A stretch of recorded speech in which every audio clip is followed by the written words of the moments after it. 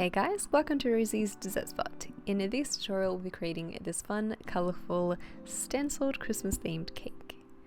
With a 10-inch cake board, I'm sticking on an 8-inch cake, layering it in with a little bit more of that buttercream frosting. A recipe will be linked in the description box below this video.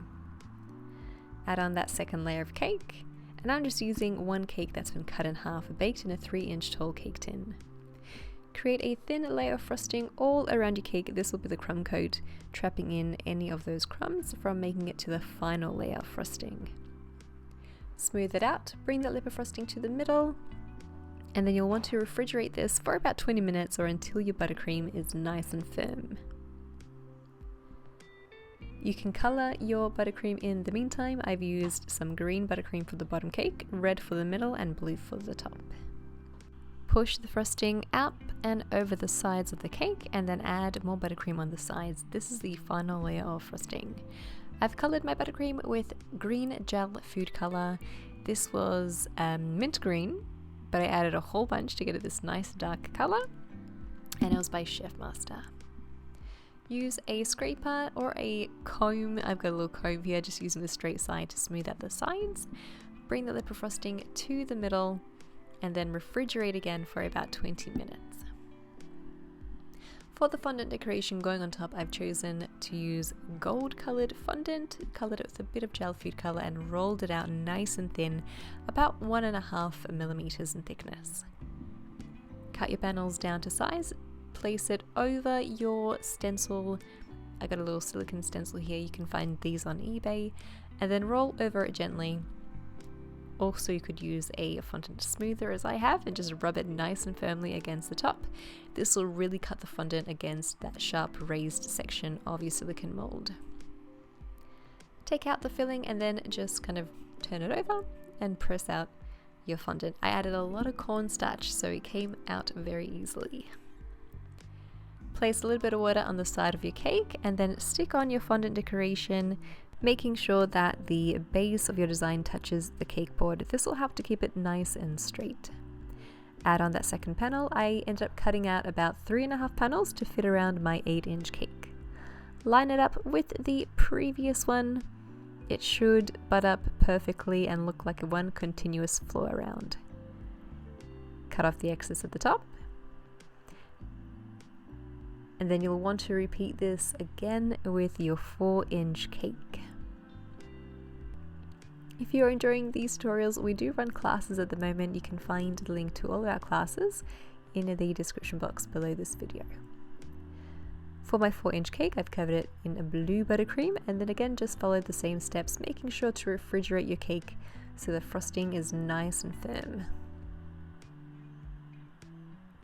For the last tier, the middle tier, we're going in with red buttercream,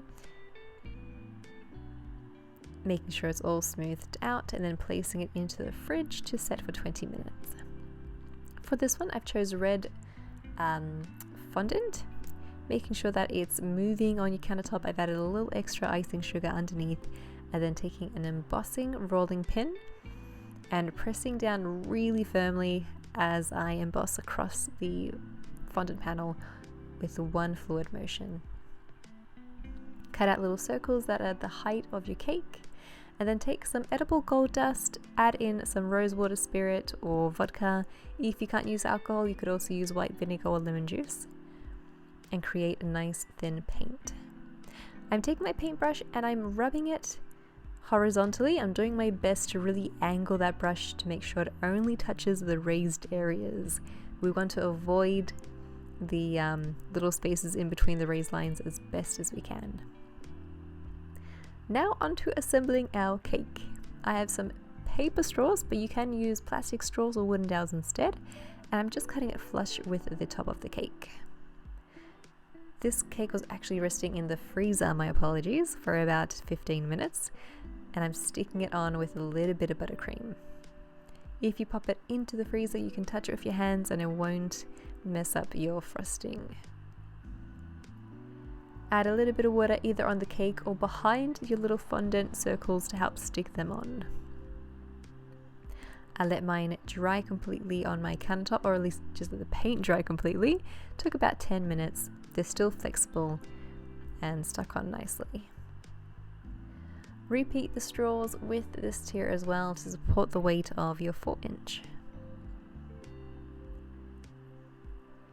Here I've taken some more of that gold paint that we created and I'm just colouring in the stenciled fondant pattern. You could go over this twice just to make sure that it all looks nice and smooth. As a finishing touch, I've taken some Maltesers, popped them into a Ziploc bag with some more of that edible gold dust, gave it a bit of a toss in the bag, and all of my Maltesers are now coated. This is a really great way of making little edible gold pearl decorations when you're really short on time. I was going to roll out fondant balls, but these are much tastier. Add on your final decoration. I've chosen some holly.